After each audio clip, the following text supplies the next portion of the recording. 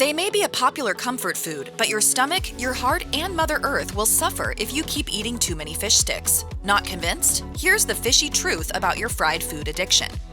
The trouble with a lot of fish sticks is that you don't really know if the particular fish they contain came from a farm or from the open sea. Some brands have adopted a labeling system that indicates whether or not farm-raised fish is handled responsibly or whether an ocean-caught fish meets sustainability standards. Alas, this system is far from perfect, and not all manufacturers have come on board. For average consumers, this can mean real consequences. Farmed fish sometimes live on a diet of subpar foods like soy and corn. They're also given an infusion of antibiotics that producers rely on to keep diseases at bay. In the wild, predators eat sick fish, thereby taking the danger of disease out of the environment. But in the closed environment of a farm, larger predators aren't always around to clean the population. So when you are in the mood for some fish sticks, be sure to read the labels to avoid the potential pitfalls of farm-raised fish. The increased presence of antibiotics isn't the only issue with farmed fish. In the wild, fish spend their days swimming around hunting for food. They thus enjoy robust diets filled with nutrients that make them strong and allow them to develop stores of omega-3 fatty acids. Meanwhile, some farm-raised fish subsist on a diet that is the equivalent of rabbit food, which doesn't provide the necessary nutrients required for building up those omega-3s. In turn, humans who eat fish sticks don't get their required omega-3s, which are important for things like hormone creation for blood clotting or anti-inflammatory benefits. Omega-3s also play an important role in cardiovascular health and may help curb conditions such as eczema and lupus. Simply put, you can't always tell a fish stick's nutritional quality just by looking at it. To avoid any pitfalls, you should buy from reputable vendors and companies. In general, it's best to walk away from brands if their origins are dubious, or you can seek out fish that have been caught in the wild and make your own sticks from scratch. A platter of fish sticks, a side of fries, and an abundance of tartar sauce is a perfect comfort dish for plenty of people. But there's a darker flip side to that comfort. Greasy fried foods like fish sticks increase the likelihood of conditions like cardiovascular disease. A 2011 study in the journal Circulation Heart Failure indicated that women who ate up to 3 servings of fried fish per week increased their risk of heart failure by almost 50%. Another study published by Cambridge University in 2016 found that fried fish eaters who indulged at least twice a week saw a 63% increased chance of experiencing a stroke or heart attack. You hear that, Elizabeth? I'm coming to join you, honey. On a related note, the trans fats in fried fish sticks contribute to weight gain and obesity, 2 factors that can increase heart attack risk. There's also some evidence to suggest that you may gain weight from eating trans fats even if your calorie intake remains the same.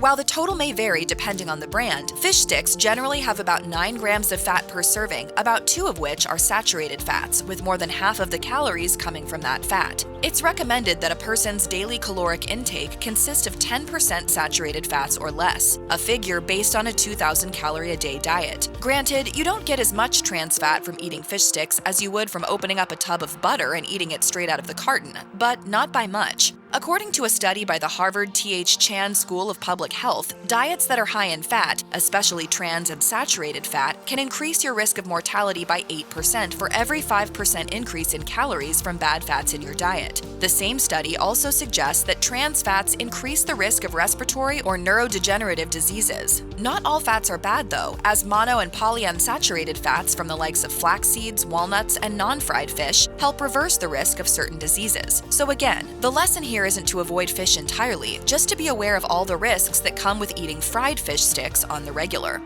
The use of sodium in food stretches back thousands of years. In the days before refrigerators were ever even conceived, people cured meats in salt to preserve them. The human body requires a little of this seasoning to ensure the proper functioning of muscles and nerves. It also happens to just taste good, which is why so many people generously salt their meals. Unfortunately, certain dishes like fish sticks can go a little overboard on the salt. Commercial fish stick companies add anywhere from 240 to 430 milligrams per serving. According to the Food and Drug Administration, low-sodium foods have 140 milligrams or less per serving, which means many seafood companies are doubling or even tripling that amount. Even more unfortunate than that is the fact that salt has been shown to contribute to high blood pressure. Cultures that embrace a low-sodium diet generally don't have issues with hypertension as they advance in years. So if you want to keep your blood pressure down as much as you can, keep the salt at bay. Well, if you don't know anything about sodium now, I don't know what else we can do for you. Yeah. By the year 2025, the global antacids market is projected to grow to nearly $4 billion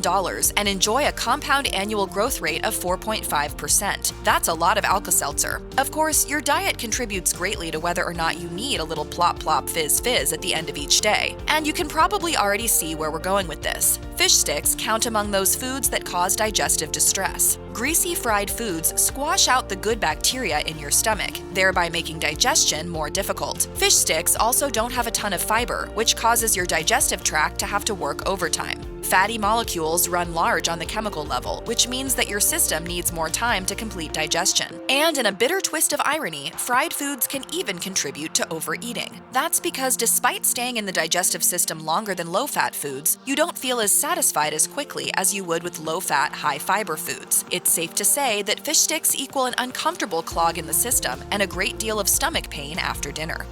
If you're like the average person, you'll go on at least 2 diets this year, at least according to a poll conducted by Love Fresh Berries in 2020. And over the course of your lifetime, you may very well embark on a total of about 126 fad diets.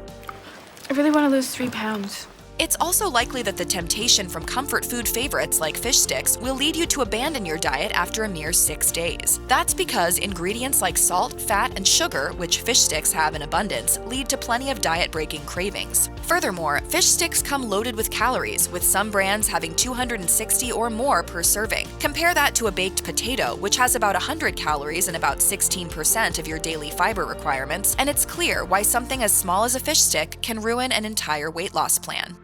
And it isn't just the calories in fish sticks that pack on the pounds. Fish sticks, or any fried food really, can cause serious inflammation. This can both contribute to weight gain and make it difficult to lose the weight you already have. Inflammation has also been associated with insulin resistance, another factor that packs on the pounds and creates a layer of fat on the liver. If you guess that these factors create a viciously never-ending loop that keeps the weight on, you'd be right. In general, one of the biggest contributors to the prevalence of bodily inflammation is the food that we eat. And yes, that includes those greasy, fried comfort foods we grew up loving, like chicken nuggets, French fries, and of course, fish sticks. Advanced glycation end products are a big byproduct of fried foods, and they're known to be one of the sources of inflammation. Nearly half of all the deaths in the world are caused by diseases known to arise from chronic inflammation like diabetes, cancer, and stroke. Chronic inflammation challenges the body in sneaky ways. The effects can start out as a whisper, and only with time do they become serious enough to notice. Consider, for example, rheumatoid arthritis in its early form, and you'll begin to understand how inflammation sneaks up on you slowly and steadily. It may start out as just a bit of stiffness when you wake up in the morning that fades away once you start moving. It's only when the disease progresses and movement doesn't offer the relief it once did that you see inflammation's full effects. The good news is that there are other foods like fresh berries and beans that can help heal inflammation.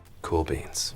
It's estimated that 70% of the world's wild fish population has fallen prey to overfishing and exploitation. Fish farming, or aquaculture, helps to mitigate some of the issues caused by overfishing. They give wild fish populations a breather, allowing them to go forth and multiply once again. Fish farms also supply seafood manufacturers, including those that sell fish sticks, with the necessary stocks to keep their businesses running. Alas, it's also important to note that fish farms, particularly those that are housed in ocean waters, may do as much harm as good. Farmed fish that live in ocean-based holding areas have a greater susceptibility to disease and parasites due to the close proximity in which they're raised. Some farmed fish also escape their ocean-based habitats and end up swimming free with the masses. One problem with this is that some of those fish are the aquaculture equivalent of typhoid Mary, which is to say, any disease that infects their pens eventually spreads to the wild fish population. Furthermore, some of the treatments that farms use on sick and diseased fish leach into nearby waters, shorelines, and farmland, causing contamination. Suffice it to say, if you want to eat food that comes from sustainable sources, you may want to toss your sticks made from farm-raised fish back into the proverbial waters. Frozen fish sticks remain a go-to meal for those busy people whose days are filled up with way too many things to accomplish in 24 hours. Many brands sell sticks that are microwave ready, while others require just about 15 minutes in the oven. But that doesn't mean that you don't have to take care of them properly. Like all frozen foods, fish sticks can fall prey to bad freezer conditions, and unless they smell really, really terrible, it's not always easy to tell if they've gone bad. In general, fish that is starting to turn to the dark side will feel and look different. It'll take on a suspicious gray color and become slimy to the touch. While frozen fish sticks tend to stay frozen throughout their shelf lives, it's not impossible for them to turn bad like any other fish. This can happen if your freezer malfunctions or you have a power outage and the fish then gets warmer in the process. Even if your fridge kicks back on fairly quickly, your frozen snacks may no longer be edible. And if your fish sticks come out of the freezer with a layer of ice crystals on them, it might mean that they're a victim of freezer burn. Freezer burned food can taste nasty, even if it's not technically dangerous to eat. Considering how unhealthy fish sticks can be in the first place, there's no reason to indulge if the taste has gone to waste. This might be an obvious precaution when it comes to frozen food, but it's still worth the reminder.